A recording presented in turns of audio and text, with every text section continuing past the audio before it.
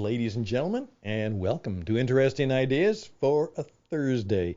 Sometimes a little bit of turbulence on Thursday, and perhaps you are in the midst of that. Perhaps you have conquered that, and perhaps you're having a somewhat thoughtful and relaxing evening, perhaps with someone you love and someone you care for, and that's very important. Hey, today I want to pick up from where I left off yesterday because something just came to me that was about that, and the Happiness Project. And by the way, I had a little mixed response to the Happiness Project idea. Obviously, many people are very, very happy with it, and it's a well-regarded piece of work. Other people were wondering, is it really that easy, or can you really do that, or, it doesn't work for me. And of course, nothing works all the time for everybody. But it was very interesting for me to discover a little bit about what it was. And I also discovered that I could read a number of summaries without buying the book. And that's a reality in the world today. That's why sometimes when someone says to me, Stan, should I write a book on this? I would say, well, let me tell you something. Most people will never buy your book. And many of the people who buy your book will never read your book. And many of the people who read your book will never finish the book. And so there might be a better way to share your wisdom, insight, and truth without having to go through all the time and trouble and expense of writing a book. And of course, you know where that's going. I would say before you write the book, do a podcast series. Test the idea. See if you can gain an audience. It'll be a lot less hard to do. It'll be easy to do, and you can see if your idea has merit. If you can begin to raise an audience with your podcast, well, there's a good chance you might be able to get them to buy your first small book.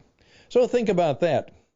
But there was something else that hit me, and that was, again, from one of my favorite mentors, Richard Rohr, who actually says that there's a good chance that when you're young, you're probably not going to be very happy. And part of that is because it seems that what is true is that the older you get, sometimes the happier you are. Well, could we discuss a little bit about that on this Thursday? I'm Stan Houston, trying to make interesting ideas instructive, inspiring, and perhaps something worth living by. The program begins right now.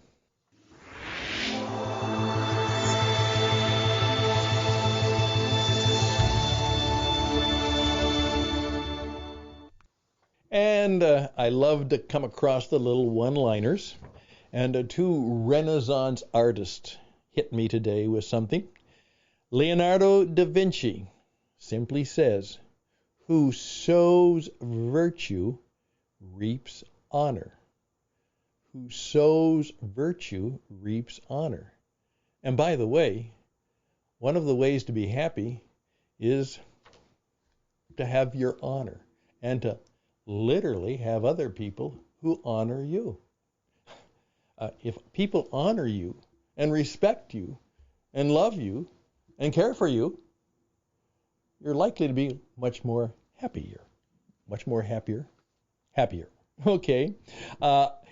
Then Michelangelo says, if people knew how hard I worked to get my mastery, it wouldn't seem so wonderful at all. Now we talk about maturity, mastery, and mystery in our projects. And he says mastery is simply hard work. And maybe you wouldn't think my work was miraculous. Maybe you would just understand that it was just plain hard work to be good at what I did. Well, Richard Rohr has written a bit on unconditional and conditional love, and his point is that he's discovered that actually it is in the second half of life that things can truly happen, because in the first half of life we are so unfinished, and yet we are so cluttered with responsibilities, is that we don't have time to figure out what life is all about and how to live it well. And in fact, we remain full of the ego. We're just full of it. And perhaps once we lose our fullness of ego and begin to learn that maybe it's about others, that some good things begin to happen. So let me just briefly share with you, and with full credit, unconditional and conditional love.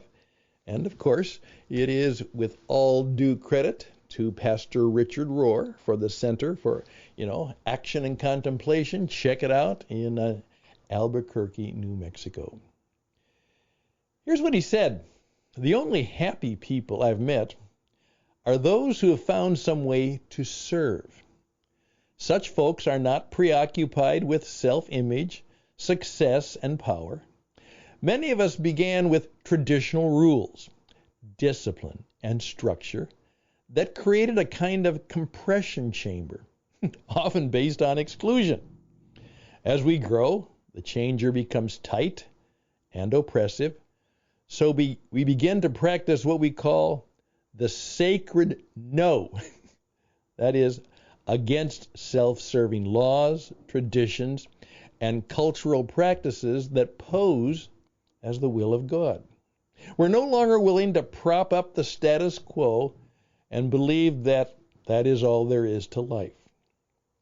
It seems many people raised in our culture in the last few decades grew up backwards by becoming liberal. Now, this leaves the unconverted ego in the position of decider. I don't think we do our children any favors by raising them without boundaries or rules and largely letting them decide for themselves what is right for them. Basically, we're asking them to start from zero.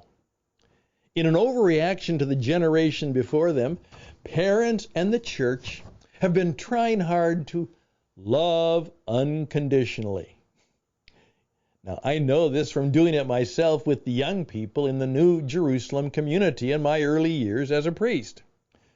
I endlessly preached about God's unconditional love.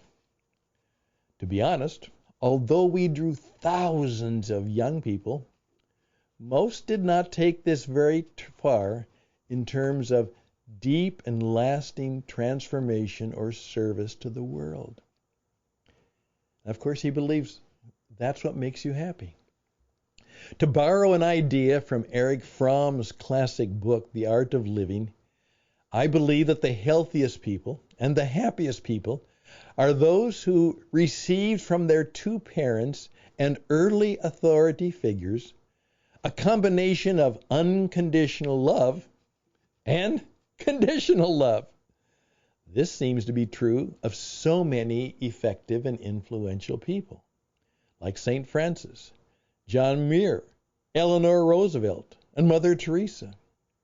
I know my siblings and I received conditional love from our mother and unconditional love from our father. We all admit now that Mom's demanding love served us very well later in life, although we sure fought her when we were young. And we were glad that Daddy was there to balance her out. Don't you love that description of the realities of life? It's always difficult. Now he continues. You see, it appears we need a goad, a wall to butt up against to create a proper ego structure and a strong identity. Such a foil is the way we internalize our own deeper values, educate our feeling function, and dethrone our own narcissism. I underline that because in our family we're dealing with someone who is a certified narcissist, and it's terrible. And dethrone our own narcissism. You see, all of us are narcissistic to a point. We all need to internalize the sacred no to our natural egocentricity. It seems we need a certain level of frustration, a certain amount of not having our needs met. Then we realize there are other people who also have needs and desires and feelings.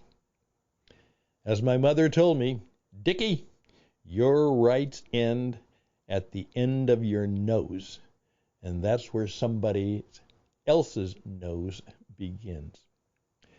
Obviously, I just simply reflect as I now at the stage where life is short. For me, it's been a good long life, but now it's short. And I understand that so many of my hopes and dreams and expectations are not going to happen.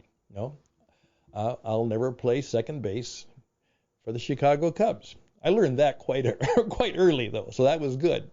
But again, my expectations of what the world can give and what other people can do have been appropriately lowered. At the same time, I'm much more focused because I have less needs and less expectations on what I can do and hopefully what I can do well. So in the midst of it, I'm not so sure I'm happier. And maybe happiness isn't the goal. Maybe it's a certain what I call spiritual joy, that knowing in the end I'm doing what is best and what is right and what serves others, and all will be well. Maybe it is that, as actual surveys have shown, in spite of all the health problems we have and the family problems we may have had and the difficulties of aging, that actually the happiest people tend to be older people. And unfortunately today, we look at the suicide rate, we look at all the things that are going on, and obviously we have millions and millions of young people really in the prime of their life.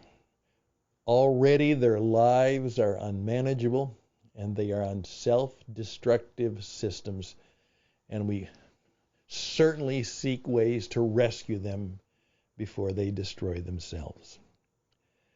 So there we go. The Happiness Project, maybe happiness isn't the goal.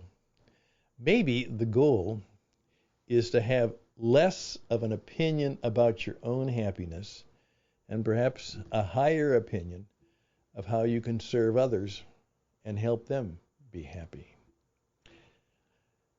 I don't think that'll make a full book, but I think it's probably the truth as it is. I'm Stan Houston.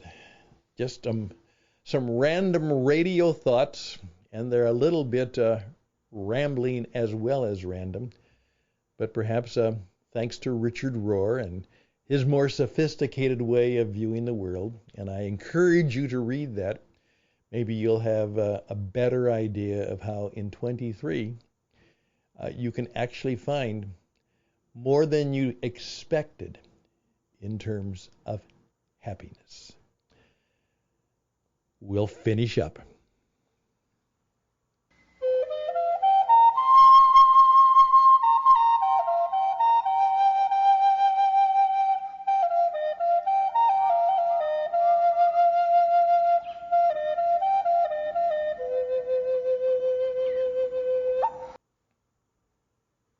Okay, remember we just did how to quit your soul-sucking job, and I really mean that.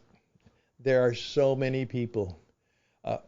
You see what happens oftentimes when we get caught in a routine of just doing the same thing. That can drive us crazy, and that can depress us. And if it sucks our soul, it will soon suck out everything else worthwhile in us. So if you need help with that, we are here to help you to find the place just right. The old Shaker tune. It's a gift to be simple. It's a gift to be free. It's a gift to come down where we ought to be. And when we find the place just right will be in the valley of love and delight. See if you can find that song and sing it to yourself. Best and blessings to you. Reach out to me at stanhouston@gmail.com, stanhouston@gmail.com. Just Google me. Just go to the Google and just write Stan Houston. Just those two words, Stan Houston. And probably right away, I think I'm number one, and all kinds of stuff will come up on postings, podcasts, and videos. And maybe by some stroke of grace, the one that comes up just might be helpful for what you need today. Again, Stan Houston, do the search. Witradio.net will take you to what I'm helping people do now, and that is to podcast and build a platform that'll help you get the job you want, and other things in terms of a long life of teaching and performance coaching and storytelling. I believe there's some way I can help you and your business, and if not, I probably can lead you to somebody who can. And ultimately, we try and serve others, and if we can serve others, we'll probably land up. The best way to serve yourself is to serve others. All the best and blessings to you. Always close with a benediction. Always be a blessing. You're either a blessing or a curse, so choose to bless. All the best, and bye for now.